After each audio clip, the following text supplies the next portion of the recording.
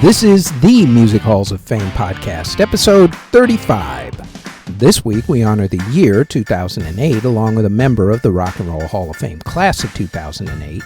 We also look at the case for putting Motley Crue into the Rock and Roll Hall of Fame. And our spotlight isn't a Hall of Fame or museum. It's the Library of Congress National Recording Registry in Washington, D.C.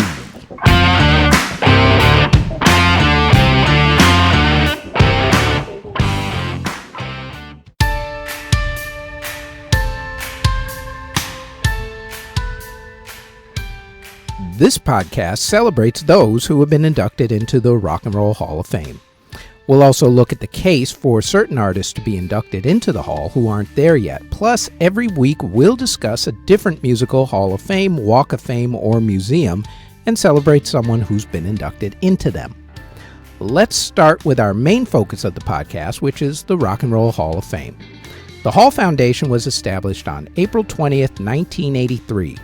Former Atlantic Records chairman Ahmet Ertegun was the head of the foundation at the time.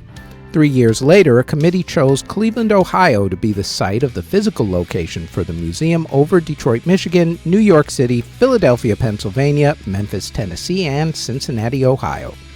I say physical location because members have actually been inducted into the hall since 1986, before the building was even opened. Cleveland was chosen because of what DJ Alan Freed did to promote rock and roll, including mainstreaming the phrase rock and roll, which was originally black slang for sex, and for also holding the first rock and roll concert. Ground was broken for the building on June 7, 1993. It opened on September 1, 1995 at 1100 Rock and Roll Boulevard on the shore of Lake Erie. The hall gets over 400,000 visitors a year on average. Normal hours of operation are between 10 a.m. to 5 p.m. except for Thursdays when they're open until 9 p.m. They are normally open later in the summer months. General admission at the moment is $30. Children 6 through 12 are $20. College students, first responders, military members, and Northeast Ohio residents are $25, and kids 5 and under, Hall of Fame members, and Cleveland residents are free. ID is required to get the discounts. Rockhall.com is their website. That's rockhall.com. And as with all places these days due to COVID restrictions, check with the website for updated information and hours.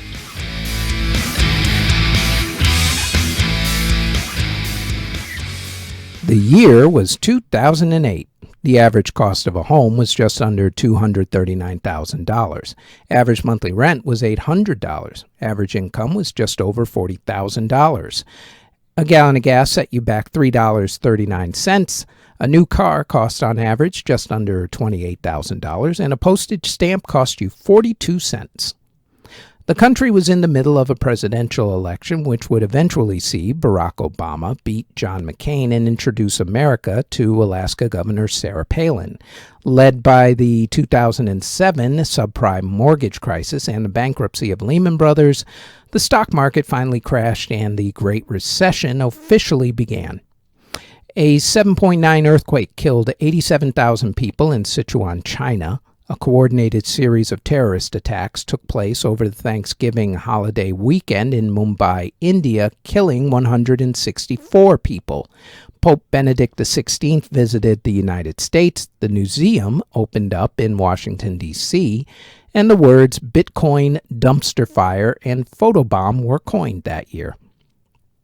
Famous people who passed away in 2008 include chess master Bobby Fischer, explorer Sir Edmund Hillary, who was probably best known as being one of the first people to climb Mount Everest, Indonesian President Suharto, Indian spiritual leader and one-time Beatles guru Maharishi Mahesh Yogi, conservative commentator William F. Buckley Jr., authors Arthur C. Clarke and Michael Crichton, actors Richard Widmark, Suzanne Blichette, Brad Renfro, Mel Ferrer, Harvey Korman, Roy Schneider, Heath Ledger, Charlton Heston, Paul Newman, and Estelle Getty, director Sidney Pollack, fashion designer Yves Saint Laurent, actress and dancer Sid Charisse, comedian George Carlin, conservative U.S. Senator Jesse Helms, comedian Bernie Mac, pinup model Betty Page, and FBI agent and deep throat in the Watergate scandal,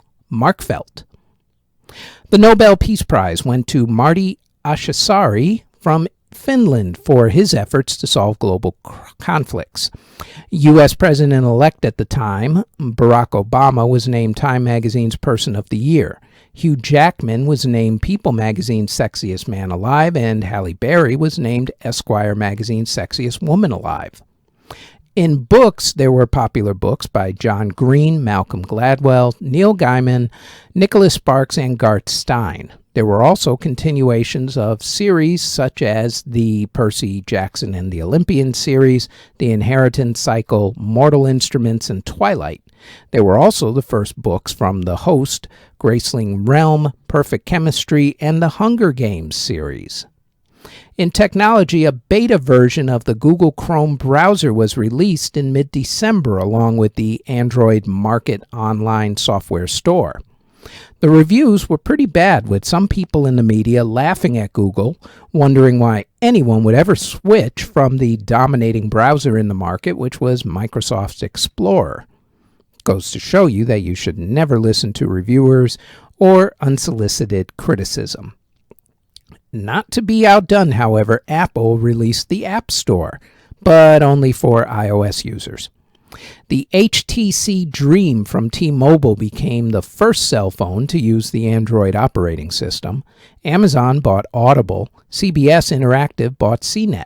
The Hulu streaming service was started that year, way ahead of its time.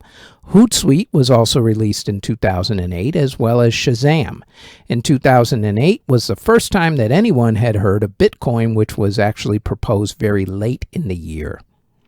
In video gaming, the Nintendo Wii was the big console of the year. Nintendo also took the top 4 video games of the year in America, with Wii Play, Mario Kart Wii, Wii Fit, and the Super Smash Bros. Brawl.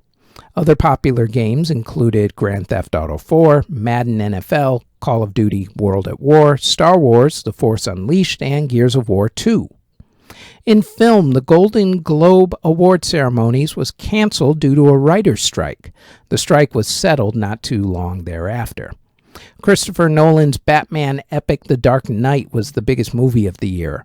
Marvel's Iron Man, starring Robert Downey Jr., also came out, starting off the Marvel Cinematic Universe era. Iron Man and The Dark Knight also proved that superhero movies could be more than just cheesy movies and could also have well-told stories and great acting. Other movies that year were Indiana Jones and the Kingdom of the Crystal Skull, Kung Fu Panda, Hancock, Mamma Mia, Madagascar, Escape to Africa, Wall-E, The Chronicles of Narnia, Prince Caspian, Cloverfield, Tropic Thunder, the film version of Sex and the City, the film version of the animated TV series Star Wars: The Clone Wars, Wanted, Max Payne, the James Bond movie Quantum of Solace, and Slumdog Millionaire. Slumdog Millionaire went on to win the Academy Award for Best Picture, while Danny Boyle received Best Director. The film score to the movie by A.R. Rahman won Best Original Score, and a song from the movie, Jai Ho, won Best Song. Sean Penn won Best Actor for Milk. Kate Winslet won Best Actress for The Reader. Penelope Cruz won Best Supporting Actress for Vicky Cristina Barcelona, and lending credit to the superhero genre as a viable movie art form, the late Heath Ledger won Best Supporting Actor for his portrayal of the Joker in The Dark Knight. In television, shows premiering in 2008 included The Wendy Williams Show, True Blood, The Rachel Maddow Show, Star Wars: The Clone Wars, The Penguins of Madagascar, and Leverage. Shows ending in 2008 included Star Jones, Las Vegas, The Montel Williams Show, Flavor of Love, Space Ghost Coast to Coast, The Sweet Life of Zack and Cody, Boston Legal, The Shield, the original run of MTV's Total Request Live, and The Wire. The Wire was also noted by critics as being one of the best written dramas ever put on television, and also for being the show that everybody swears they've watched, but in reality, not many people have. Even on demand and even during the pandemic lockdowns when no one had anything else to do. For the record, it was also the show that gave Idris Elba his first high-profile role in America. The top 10 TV shows in 2008 were 2 nights of American Idol, 3 nights of Dancing with the Stars, Desperate Housewives, CSI, House, Grey's Anatomy, and Sunday Night Football. The Emmy Awards for 2008 were pretty unique that year. The ceremony was hosted by the 5 nominees for the reality TV show host category, which was the first time that the Academy had handed out the award. It was also the lowest rated Emmy broadcast in history and is considered one of the worst avoidable things ever put on TV, which makes me think that whoever came up with that list obviously has never watched reality TV shows, because everybody knows there are far worse reality TV shows out there. As far as the top prizes went for the Emmy Awards, 30 Rock won Best Comedy for the second year in a row, while Mad Men made history, becoming the first basic cable show to win Best Drama. In sports, the Louisiana State Tigers won the NCAA College Football Championship, while the Pittsburgh Steelers won the Super Bowl, which was played for the 2008 season in early 2009 in Tampa, Florida. Bruce Springsteen and the E Street Band were the halftime entertainment that year. The Philadelphia Phillies won baseball's World Series. In basketball, the Boston Celtics, with the big 3 of Paul Pierce, Kevin Garnett, and Ray Allen, all of whom are now in the Basketball Hall of Fame, won the NBA championship. The Detroit Shock, now called the Detroit Wings, won the WNBA championship. The Kansas Jayhawks won the men's NCAA College Basketball Championship, while Tennessee won the women's NCAA College Basketball Championship. In cycling, Carlos Sastre won the Tour de France, the Detroit Red Wings won Hockey Stanley Cup, and the Buffalo Bandits won the National Indoor Lacrosse League Championship. The Summer Olympics for 2008 were held in Beijing, China. They included what many consider to be the greatest opening ceremony in Olympics history. In tennis, Novak Djokovic and Maria Sharapova won the Australian Open. Rafael Nadal and Anna Ivanovic won the French Open. Rafael Nadal and Venus Williams won Wimbledon, and Roger Federer and Serena Williams won the U.S. Open. In motorsports, Lewis Hamilton won the Formula One championship, Scott Dixon won the IndyCar championship, and Jimmy Johnson won the NASCAR championship. Danica Patrick won the IndyCar Indy Japan 300 race, becoming the first female driver to win an open-wheel professional auto race. In soccer, Manchester United won the Champions League, and Spain won the Euro Championship. In league championships for the countries, Real Madrid won in Spain, Manchester United won in England, Lyon won in France, Internazionale won in Italy, VfL Wolfsburg won in Germany, the Columbus Crew won America's MLS Cup, and Ajax America Women won the Women's Premier Soccer League that year. In horse racing, Big Brown won the Kentucky Derby and the Preakness Stakes, but didn't win the Triple Crown, finishing dead last in the Belmont Stakes and then testing positive for steroids. In golf, Trevor Immelman won the Masters Championship. Tiger Woods won the U.S. Open. Padraig Harrington won the British Open and also the PGA Championship. The United States won the Ryder Cup. Tiger Woods then left golf in June to have surgery on his left knee, which would be the start of many, many injuries for Tiger. On the women's side, Lorena Ochoa won the Kraft Cereal Nabisco Championship. Yani Sang won the LPGA Championship. Inbee Park won the U.S. Women's Open. And Jie Shin won the Women's British Open. Olympic swimmer Michael Phelps won the Associated Press Male Athlete of the Year, while WNBA star Candace Parker won the Female Athlete of the Year. In music for 2008, Spotify started, first in Sweden before, of course, eventually going worldwide. Dave Matthews band member Leroy Moore passed away in an ATV accident. DJ AM and Travis Barker of Blink-182 were involved in a horrific private plane accident that killed 4 other people. DJ AM would commit suicide a couple of years later, reportedly due to not being able to deal with the pain from the injuries suffered in the accident. Other famous artists who passed away in 2008 include Margaret Truman, not the former First Lady, the musician and singer Margaret Truman. Also Freddie Hubbard, Eartha Kitt, Odetta, Mitch Mitchell, Edie Adams, Jeff Healey, Richard Wright, Isaac Hayes, producer Jerry Wexler, Ronnie Drew, Johnny Griffin, Joe Stafford, Bo Diddley, Eddie Arnold, Robert Rauschenberg, Layla Genzer, Jessica Jacobs, Klaus Dinger, Norman Smith, Ivan Rebroff, Igor Letov, and Henri Salvador. The best-selling album for 2008 was Lil Wayne's The Carter 3. Other artists who had a big 2008 included Adele, Coldplay, Rick Ross, Alicia Keys, Madonna, Usher, Disturbed, Miley Cyrus, Amy Winehouse, Rihanna, Leona Lewis, Kings of Leon, Josh Groban, Taylor Swift, Janet Jackson, and also the soundtracks to Twilight, Mamma Mia, and High School Musical 3. The biggest single for 2008 was Flo Rida and T-Pain with Low. 2008 was also the year that singer Akon did a cameo on a song to help out another singer who was just starting out, Lady Gaga, on her debut single, Just Dance.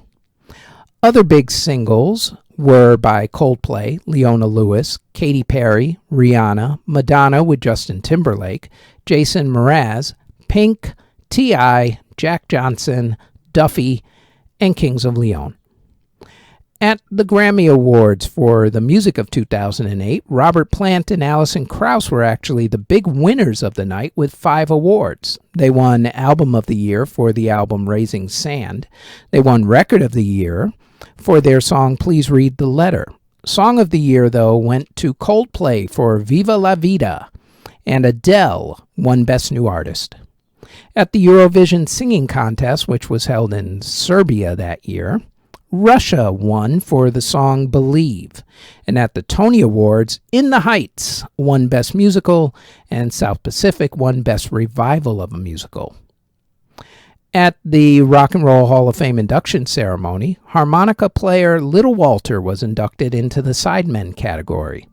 Songwriting and producing team Kenny Gamble and Leon Huff were inducted into the non-performers category. That year's class of inductees into the Rock and Roll Hall of Fame included Leonard Cohen, Madonna, The Ventures, the Dave Clark Five, and this next artist.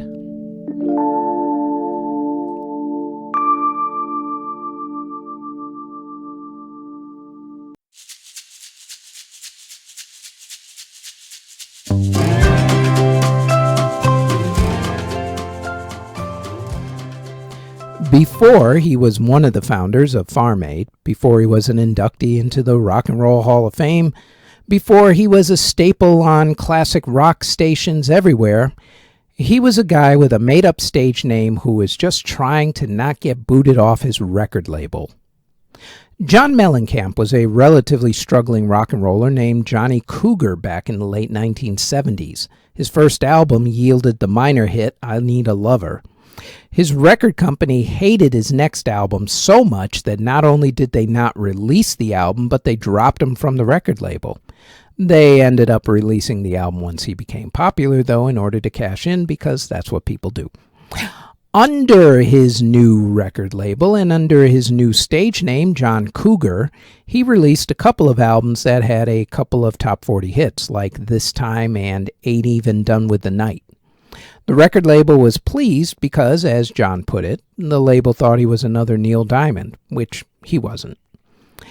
He started working on his next album called American Fool, which, according to John, was 3 good songs and the rest of it was filler.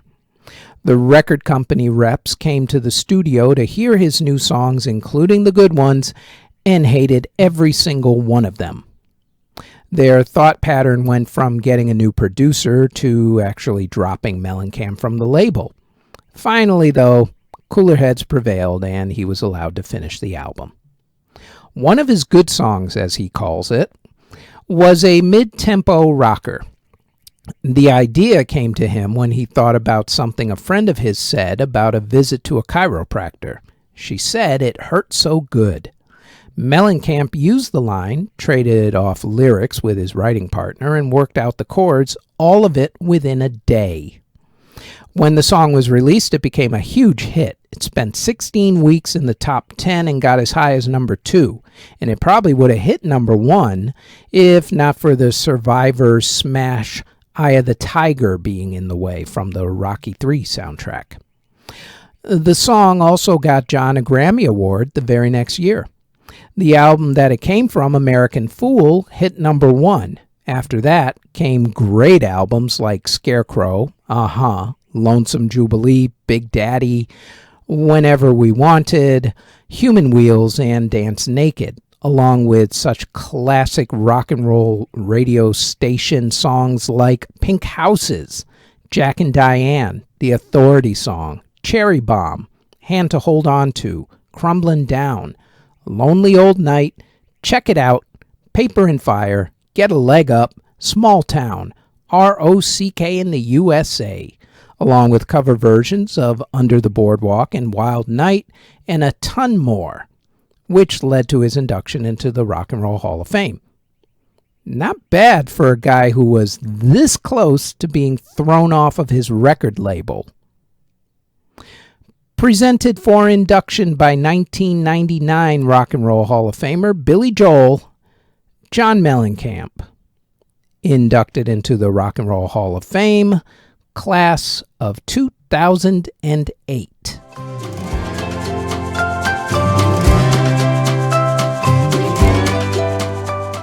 Before we look at this week's case for putting an artist into the Rock and Roll Hall of Fame, let's look and see exactly how artists are normally inducted into the Rock and Roll Hall of Fame.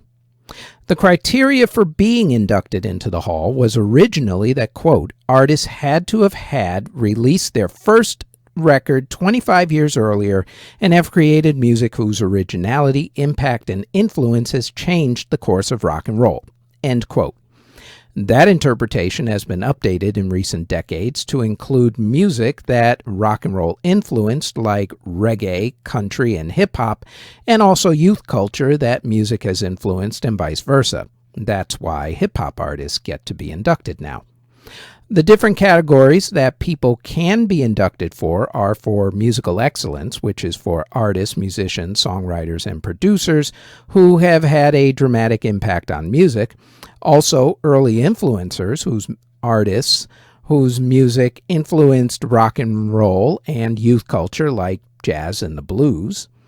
The Ahmet Ertegun Award is also given out, which is named for famed record executive Ahmet Ertegun and goes to a non-performer who has had an impact in music, like record executives and managers.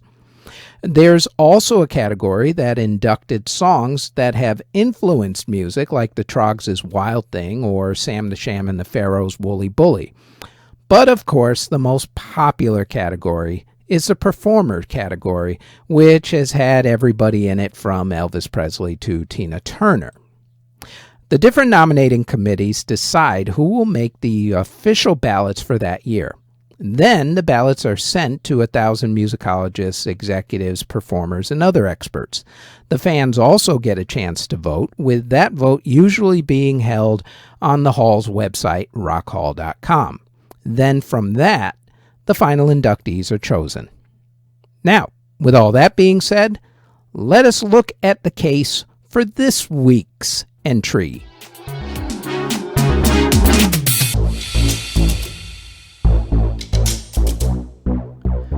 This week, let's look at the case for putting Motley Crue into the Rock and Roll Hall of Fame. In an era that now has seen 80s rock bands with big fan bases get inducted into the Hall, like Bon Jovi, Journey, and Def Leppard, you would think that Motley Crue would probably be next. The band has sold over 100 million albums. They've had 9 studio albums. Out of those, 6 went top 10, with Dr. Feelgood hitting number 1. Out of all of their classic hits, though, only 5 of them went top 40. Without You was the highest to chart at number 8. On the rock singles chart, though, it is a completely different story. 28 singles went top 40 on that chart, with 10 of those going top 10. Girls, Girls, Girls was the highest to chart at number 2. Plus, with their legendary live shows and huge fan base and those videos, even to this day, you would think that at this point, with all of the big 80s rock bands getting in, Motley Crue would definitely get in. And you would be wrong. And the reason is because of something else that's going on these days. If you saw the TV movie Dirt about the band's career, then you saw a sanitized version of the band's own autobiography. In the autobiography, the band talked about forcing themselves on women to the point where it went beyond sexual harassment and just went straight to, quote-unquote, alleged rape, we'll say, to be nice.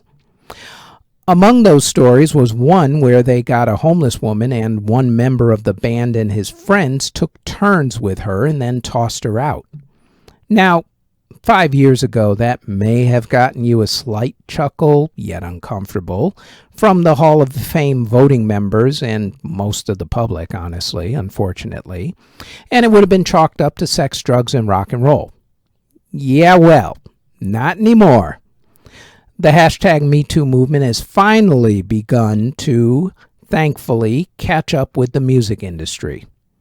According to Nikki Sixx, in a recent interview when he was asked the question, he said that he was told directly by a few voting members that there was no way that they were ever getting in because of their past behavior. And that may change if some minds change in 10 years or so, but it probably won't be anytime soon. And there you have it. Motley Crue should be in based on the number of records sold, number of rock singles that went top 40 on that chart, their continued fan base to this day, and their near dominance of 80s hard rock along with Bon Jovi, Def Leppard, and Van Halen, among others. Yet they probably won't get in because of their past behavior, and their past behavior will probably be the deciding factor because really, rape, allegedly, my thought is that the Hall voters definitely would not look past that. This also, though, kind of makes me wonder which other bands that have been on the bubble with getting into the Hall have now been told that they will never get in because of what they did in the past. Kind of makes you wonder. With all that being said, Motley Crue should be in the Hall of Fame, but probably won't because of their really pathetic treatment of women.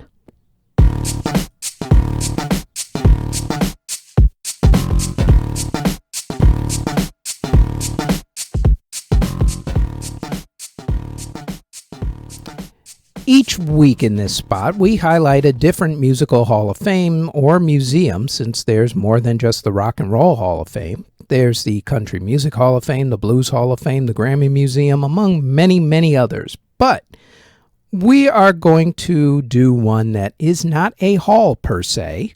However, to me, it's probably the most important one you want to be a part of. The Library of Congress, aside from being a place in the movies All the President's Men and National Treasure, is the nation's library. Established in April of 1800, it has more than 38 million books, 14 million photographs, 70 million manuscripts, and 5.5 million maps. From a musical standpoint, it's important for a couple of reasons. The first is that it has over 8 million pieces of sheet music and over 3.5 million recordings. The second and more important reason is what it does with certain recordings. Since the passage of the National Recording Preservation Act of 2000, The library has developed a registry to preserve and protect certain pieces of music and other recordings that are considered historically relevant. That's a pretty high honor, knowing that your song or album is so important to the nation that it needs to be preserved forever. This is a pretty high-class list you're joining here, after all. Some of these recordings are actually speeches or radio shows from yesteryear. For instance, the earliest recorded version of Abbott and Costello's Who's on First comedy sketch, Orson Welles' War of the World radio broadcast, and Dr. Martin Luther King Jr.'s I Have a Dream speech are all in the registry, as are the first recordings on cylinders that Thomas Edison used to show off the phonograph at an exhibition.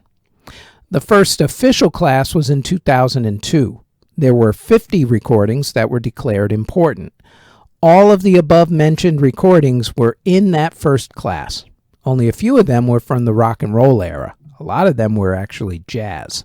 One recording was the first hip-hop song to be put in, Grandmaster Flash and the Furious Five's classic, The Message. 2007's class was a little bit more mainstream, but not by much. New York City Mayor Fiorello LaGuardia, yes, the airport in Queens, New York is named after him, and President Harry S. Truman made the registry with certain speeches. There were also some standards and jazz artists as well. However, there were also singles by Smokey Robinson and the Miracles and Roy Orbison that made it in, along with albums by Joni Mitchell and this next artist. In 1980, Michael Jackson was upset. Although his solo album Off the Wall had sold over 20 million copies worldwide and had spawned the hits Off the Wall, Rock With You, Don't Stop Till You Get Enough, and She's Out of My Life, the album did not get Album of the Year at the Grammys. What's more, he had tried to get on magazine covers, but Rolling Stone famously declined to do a story on him. As he told someone afterwards, quote, "I've been told over and over that black people on the cover of magazines don't sell copies. Just wait. Someday those magazines are going to be begging me for an interview. Maybe I'll give them one, and maybe I won't." End quote. And no, I was not going to do that in Michael Jackson's voice. With that in mind, Michael went to work on his new album. He recruited Quincy Jones, who had produced Off the Wall, to produce this new album. They recorded 30 songs, agreeing to 9 of them for the album. He got songwriter Rod Templeton to help write a few songs, including Thriller, got horror film master Vincent Price to do the voice towards the end of the song, which Vincent pulled off in 2 takes. That was it. In and out. Recruited the members of the group Toto to play on songs like Beat It, had Eddie Van Halen do a guitar solo for Beat It, and got Paul McCartney to duet on a song. And when all was said and done, both Michael and Quincy listened to the album and hated it. They then spent the next 2 months stripping down the songs, arguing about the songs, and remixing them. Finally, on November 30th, 1982, Michael released the album Thriller. At first, it did okay, but not great. The Girl Is Mine with Paul McCartney was the lead single and went top 10. The next single, Billie Jean, had a little intrigue, some infighting, and also a little history to go along with it. The song was written by Michael. The story is about a woman who accuses a man of being the father of her child. According to Michael, the song is not about one woman, but a bunch of women who accused his brothers, the Jacksons, of fathering their children back when he and the family went out on tour. According to a few other reports, the song is actually about one crazed fan in particular who accused Michael of fathering one of her twins. Don't even think about asking me how that's possible. Then, after sending him crazed letter after crazed letter, sent him a letter with a gun telling him to kill himself at a certain time because if they couldn't be together in life, they would be together in death, right after she killed their baby. Thankfully, that didn't actually happen. The woman was found and she ended up getting some treatment. Quincy Jones did not like the song at first and didn't think it belonged in the album. He didn't like the opening at all. Michael wouldn't even think about changing it. Michael wanted co-producing credit for the song because, according to Michael, the actual song was pretty close to the demo that Michael had made. Quincy said, absolutely no, not even gonna happen. Their arguing actually got to the point where they didn't talk to each other for a week. Another thing about the song was that they called it sonic personality, which is when you hear the first few seconds of a song and you know exactly which song it is and who did the song. And since the first few seconds of Billie Jean are drums, that meant doing something different, so you knew which song was about to cue up. They built a special drum platform and a few other tricks to get that unique drum sound that you hear at the very beginning of the song, and you automatically now know what song it is when you hear it. There were two other things that helped to make this song and the album historic. The first was the music video. Directed by Steve Barron, MTV refused to play the video as they were, quote, a classic rock and roll station, which was their way of saying that we don't put black people on our channel. Michael's record label president, Walter Yetnikoff, famously threatened to pull every single video off of the channel unless they played Michael's video. And when that record label is CBS, the biggest record label in the world at that time, that threat carried an awful lot of weight. MTV relented and played Billie Jean. Good choice, as it actually helped to make the song and MTV very popular. The second thing that made the song so popular was a TV special. The Motown 25 special was recorded on March 25th, 1983 in Pasadena, California. No one knew it at the time, but one performance during that special would end up electrifying the world, quite literally. The special itself was actually pretty good. A lot of the Motown greats were there. Stevie Wonder, Marvin Gaye, about a year before he passed away, tragically. Junior Walker, Mary Wells, and Martha Reeves were there. The night had a lot of reunions. Diana Ross performed with the Supremes, Smokey Robinson performed with the Miracles, and Michael and his brothers, the Jacksons, got back together. The Jacksons performed a medley of their biggest Motown hits. Then they all left the stage except for Michael. Michael performed Billie Jean, which was the only non-Motown song performed that night since it actually came out on Epic Records. About midway through the song, he spun around, slid backwards, and spun 3 times. The crowd went wild, for they had just seen Michael Jackson perform the moonwalk for the first time to the song Billie Jean.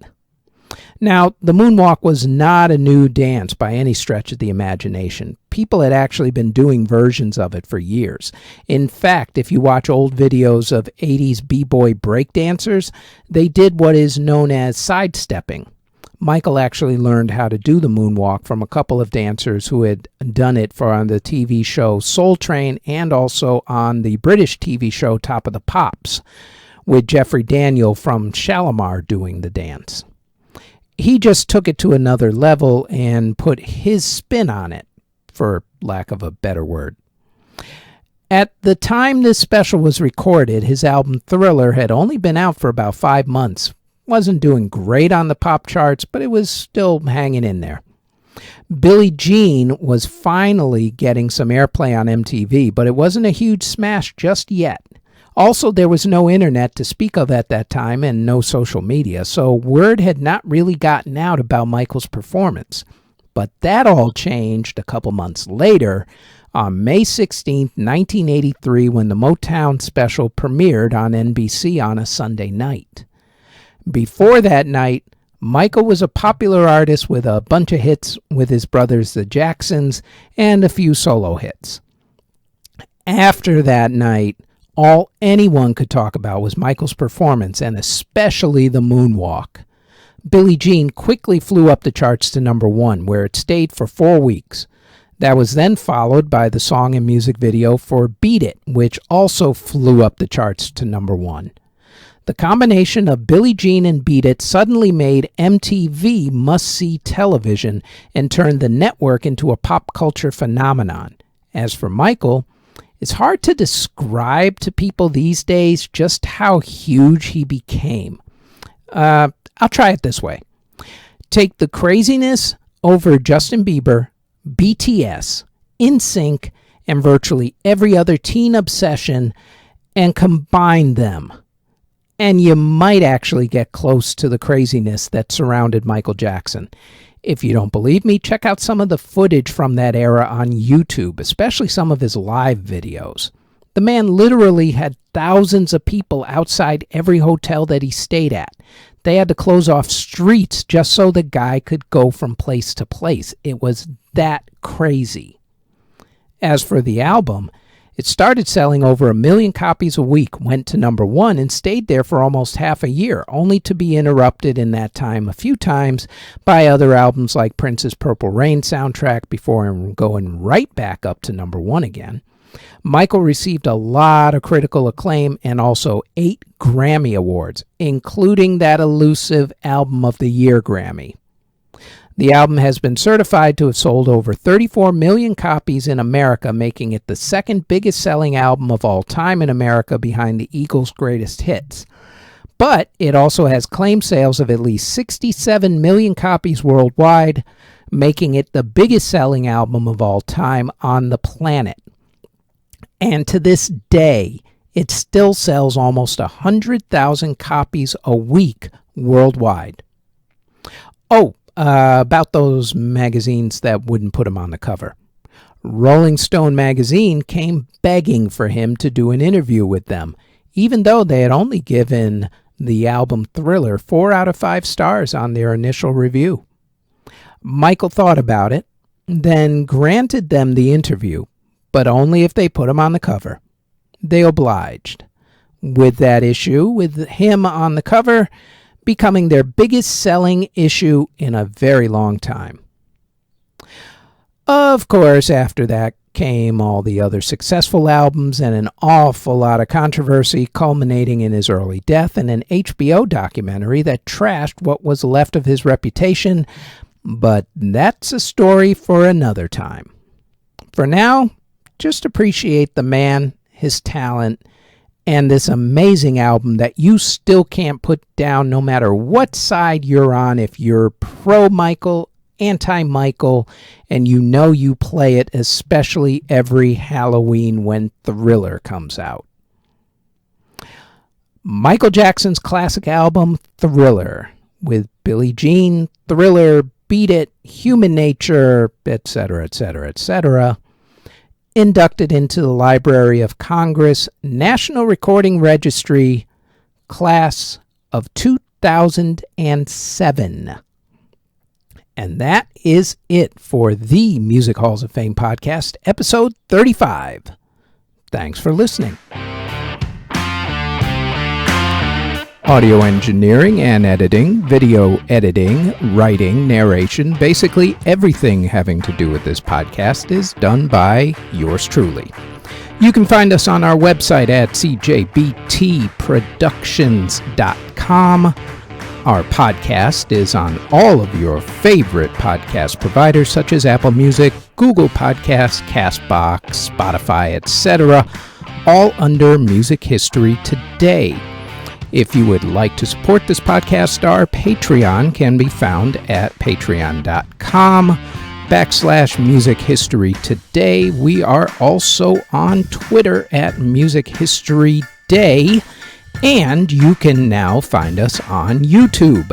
Don't forget to like, subscribe, and hit that notification bell anytime you want to know exactly what videos are dropped and when. All of those links can be found in the show notes below. Thank you very, very much for listening.